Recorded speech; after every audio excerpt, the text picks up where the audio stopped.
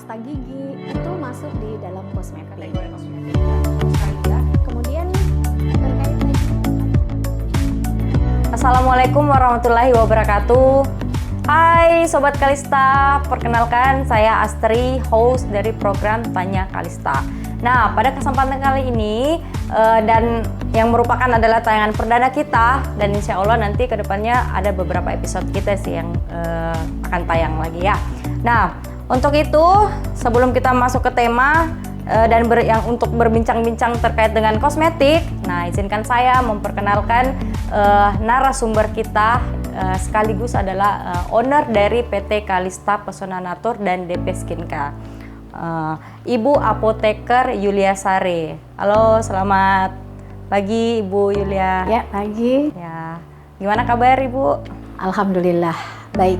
Nah, sebelum kita masuk ke tema kita pada hari ini, nah boleh Ibu Yulia ceritakan sedikit apa sebenarnya itu Kalista, Ibu? Siap. Bismillahirrahmanirrahim. Salam Sobat Kalista. Saya Apoteker Yulia Sari yang kebetulan juga beautician, karena sejak 2012 saya belajar estetika. Kemudian PT Kalista Pesona Natur sendiri saya dirikan di tahun 2016. Di mana di awal pertama kita membuat rumah perawatan Kalista Pesona. Di mana kita menerima facial treatment dan spa. Nah, di dalam rumah perawatan kebetulan saya apoteker, sehingga semua produk-produk yang kita gunakan adalah hasil dari produksi kita sendiri, tapi hanya terbatas untuk kalangan di rumah perawatan, dan kita tidak perjualbelikan saat itu. Jadi orang yang datang kita gunakan memang untuk perawatan di special treatment dan spa kita di sini saja. Dan memang mimpinya adalah membuat produk sendiri dengan yang terdaftar ya, karena sudah permintaan dari klien sudah lumayan, sehingga saya tetap kepikiran untuk membuat industrinya sendiri. Dan alhamdulillah 2017 saya malah membuat lembaga pendidikan untuk estetika dan formulasi kosmetik dulu, karena beberapa permintaan juga ada yang terutama dari teman-teman farmasi untuk berlatih secara teknis dalam hal formulasi kosmetik, karena memang ini yang tahu memang bidangnya adalah farmasi atau apoteker.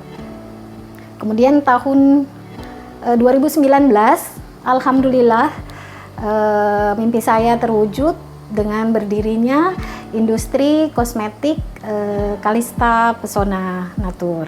Dan alhamdulillah juga kami adalah industri kosmetik kelas A pertama di Sulawesi Selatan. Dan dalam perkembangannya setelah kami mendapatkan izin, memang industri kami buka untuk maklon istilahnya, atau teman-teman bisa titip produksi di kami, kemudian kami yang mengurus dari merek sampai dengan izin edar. Nah, karena produk saya sendiri ini alhamdulillah juga saat ini sudah ada 5 produk yang kami berikan brand DP Skincare, yang asalnya dari nama anak saya sendiri, Dara Puan Skincare, itu skin klinik, karena sebelumnya dari rumah perawatan, dan saya ingin nanti mimpinya lagi memiliki beberapa klinik yang bisa membantu sobat-sobat Kalista dalam memilih kosmetik yang baik dan tentunya berkualitas. Oke, menarik sekali ya Sobat Kalista ya. Jadi itu secara singkat sejarah ya, bisa kita bilang itu sejarah tentang dari PT Kalista ya, dari PT Kalista. Oke, nah untuk tema kita hari ini itu temanya adalah bagaimana kosmetik, bagaimana kita memahami kosmetik, karena tentu saja kebanyakan orang juga biasanya salah paham tentang penggunaan dan tentang kosmetik ya. apalagi orang yang bukan di bidangnya seperti itu ya. Nah, ini ada beberapa pertanyaan Ibu Yuli, Bu Yulia ya panggilannya. Boleh, ya. mudah-mudahan saya bisa menjawab. Nah, pertanyaan pertama itu seperti ini, apa sih sebenarnya itu kosmetik? Karena kosmetik itu sebenarnya biasanya perempuan ya pakai kosmetik. Terus bagaimana sih sebenarnya perbedaan kosmetik, obat kosmetik, dan obat? Begini, kosmetik itu sendiri dari definisinya dari Dinas Kesehatan atau BPOM itu adalah bahan atau sediaan yang digunakan di luar tubuh kita, yaitu kulit, kuku, rambut, kemudian badan, dan juga bahkan di luar genital, kemudian juga membran mukos, yaitu sebagai apa ya, biasa kayak obat kumur dan pasta gigi itu masuk di kosmetik. Jadi kalau dikatakan bahwa kosmetik hanya untuk milik perempuan, tidak. Mulai dari kita bayi kita sebenarnya sudah berkenalan dengan kosmetik. Yaitu kalau bayi itu kan ada sabun baby, shampoo baby.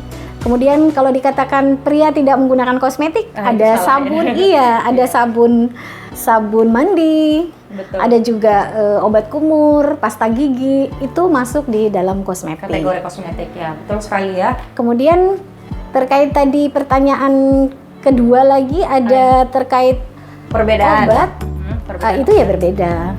Karena kosmetik sendiri diatur dari segi bahan dan yang diperbolehkan masuk di dalam sediaan kosmetik itu memang sudah diatur oleh Badan Pengawasan Obat dan Makanan BPOM, yaitu biasanya ada di aturan Perka BPOM berapa gitu. Saat ini Perka BPOM nomor 18 tahun 2015. Di situ kita bisa lihat jika kita melihat satu kosmetik dengan komposisi tertentu, kita bisa lihat apakah itu masuk di dalam aturan BPOM atau tidak.